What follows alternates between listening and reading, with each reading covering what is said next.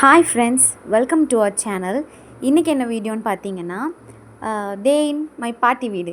எங்கள் பாட்டி வீட்டுக்கு வந்தோம். ஸோ அது வந்து நம்ம வந்து என்னதோ ஒரு சிட்டியில் இருந்தாலுமே எங்கள் பாட்டி வீடு வந்து நல்ல கிராமம். நிறைய மரங்கள், செடி கொடிகள் எல்லாம், எங்கள் கசின்ஸ் கூட எல்லோரும் ஜாலியாக நாங்கள் இருப்போம். ஸோ அதை உங்கள் கூட காமிக்கலாமேன்னு தான் இந்த வீடியோ. ஸோ ஃபஸ்ட்டே நாங்கள் போனதுமே ஏதாவது காய்கள், அப்புறம் ஏதாவது தேவைப்படுற கீரைகள் எதுனாலுமே நாங்கள் அங்கே பக்கத்தில் இருக்க செடியிலே பறிச்சுப்போம்.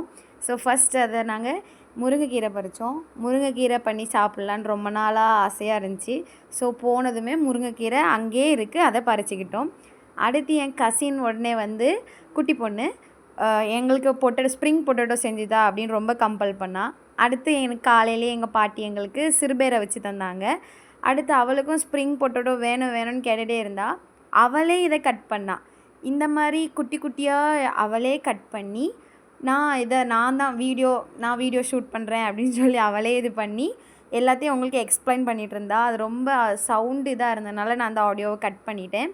ஸோ நெக்ஸ்ட் வந்து இந்த மாதிரி குட்டி குட்டி ஸ்லைசஸ் வந்து நான் கட் பண்ணேன். வீடியோ எடுக்கிறேன்னு உடனே நான் கட் பண்ணுவேன்னு என்கிட்டேருந்து வாங்கி கொஞ்சம் கட் பண்ணா. பட் இதை ஃபுல்லாக கட் பண்ணி முடிச்சிட்டோம் நாங்கள்.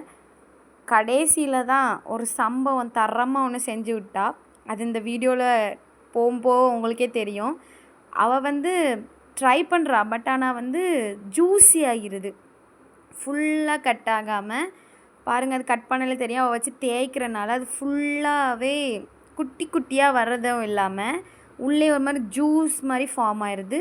ஷேப்பே வரல, ஒரு செட்டாகவே வரல. ஆனால் அவள் எப்படி பெருசு உரிக்கிறதுலே பெருசு எடுத்து நான் தான் பண்ணேன்னு காமி அப்படின்னு சொல்லிட்டு எடுத்து காமிச்சிட்டு இருந்தா. ஸோ நெக்ஸ்ட்டு காலையிலேயே எங்களுக்கு தோசை சாப்பிட்டேன். இது வந்து பொட்டேட்டோ குருமா, அது காலையிலே சாப்பிட்டோம். வேறு நாங்கள் எங்கள் பாட்டி வீட்டுக்கு போனாலே வெரைட்டியாக சமையல் பண்ணுவோம். ஸோ அதனால் எல்லா காய்கறிகளையும் எங்கள் பாட்டி வாங்கிட்டு வந்துட்டாங்க. ஸோ அவியல், சாம்பார், ரசம் அப்படி வெரைட்டியாக நாங்கள் பண்ணிகிட்டே இருப்போம். இதுதான் நான் பண்ண பொட்டேட்டோன்னு சொன்னேன்ல, அந்த பொட்டேட்டோவில் இப்போ தான் வத்தல் போட்டு விரசி வச்சுட்டேன். நெக்ஸ்ட்டு வந்து உப்பு எடுத்துகிட்டு வர்றதுக்காக என்னோடய கசினை அனுப்புனேன்.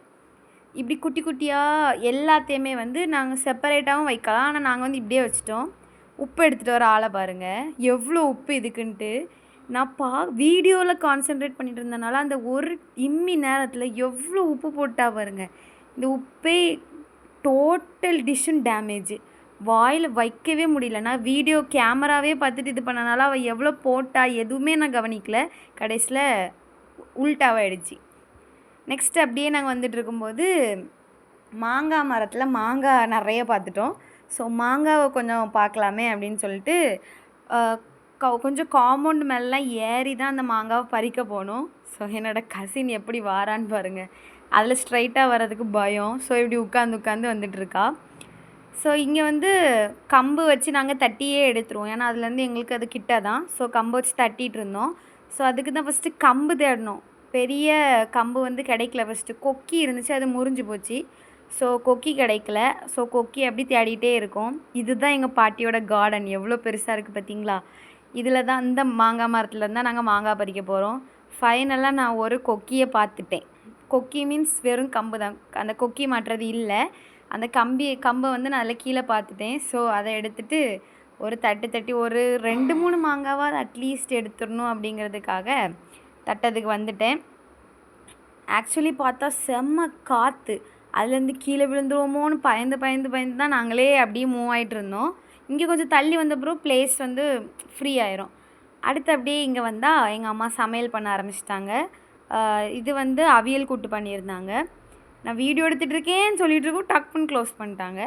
நெக்ஸ்ட் வந்து அதுக்கு தேவையான அடுத்த இன்க்ரீடியன்ஸ் அடுத்து கொஞ்ச நேரத்துலேயே நாங்கள் வந்து ஐஸ், பாதாம்லாம் வாங்கி சாப்பிட்டுட்டோம். அப்படியே டைம் போயிட்டே இருக்கும்போது வீட்டுக்கு கொண்டு போகிறதுக்காக தேங்காய் எல்லாம் உரிப்போம் அப்படின்னு சொல்லிட்டு தேங்காய் உரிச்சிட்டு இருந்தோம். அடுத்து நம்ம பொண்ணோல அந்த டிஷ்ஷு அதை வந்து பொரித்து எடுப்போம் அப்படின்னு சொல்லிட்டு ஒரு சைடு அதை பொரித்து எடுத்தோம். இன்னொரு சைடு எங்கள் அம்மா வந்து அந்த முருங்கைக்கீரை இருக்குல்ல, அதை வந்து கூட்டு பண்ணிகிட்டு இருந்தாங்க. அடுத்து என்னென்ன ரெசிபி நாங்கள் வச்சோன்னா, சாதம் நாங்கள் எல்லாருக்குமே எங்கள் அம்மா அள்ளி கொடுத்துட்டாங்க. அதனால் நிறைய சோறு போட்டோம். இதெல்லாம் ஒரு மெமரிஸில், அதனால் ஒரே தட்டில் நிறைய சாப்பாடு வச்சுட்டு, அடுத்து இது வந்து அவியல் கூட்டு. கன்னியாகுமரியிலே ரொம்ப ஃபேமஸ் அவியல் கூட்டு தான். ஸோ அந்த அவியல் கூட்டும் வச்சாச்சு. அடுத்து இது வந்து பருப்பு கறி. பருப்பு குழம்பு வந்து என் தங்கச்சிக்கு ரொம்ப பிடிக்கும், எனக்கு ரொம்ப அவ்வளோவா பிடிக்காது. உங்களுக்கு யாருக்கா பிடிக்கும்னா கமெண்ட் பண்ணுங்கள். ஸோ பருப்பு கறி அப்புறம் ப்ளஸ் ரசமும் வச்சுருந்தாங்க. இன்னும் கல்யாண வீட்டு ஐட்டத்தை பார்த்தா சாம்பார் மட்டும்தான் மிஸ்ஸிங். பருப்பு ரசம் ஏதாவது ஒரு வெரைட்டியில் நாங்கள் எங்கள் பாட்டி வீட்டுக்கு போனால் எதாவது செஞ்சுட்டே இருப்போம். இப்போ நாங்கள் விரதத்தில் இருக்கறனால செய்வோம் எல்லாமே. நெக்ஸ்ட்டு பார்த்திங்கன்னா எங்கள் பாட்டிக்கு வந்து இது ஒரு ஹேபிட்டு, வெத்தலை தள்ளி சாப்பிட்றது. ஸோ அவங்க வெத்தலை தள்ளுறதே உங்ககிட்ட காமிக்கணும்னு இது பண்ணிட்டேன். ஸோ அவ்வளோதான் இந்த வீடியோ. உங்களுக்கு இந்த வீடியோ பிடிச்சிருந்தா லைக் பண்ணுங்கள், சப்ஸ்கிரைப் பண்ணுங்கள். பாய். இதே மாதிரி நிறைய வீடியோஸ் கண்டிப்பாக போடுறேன்.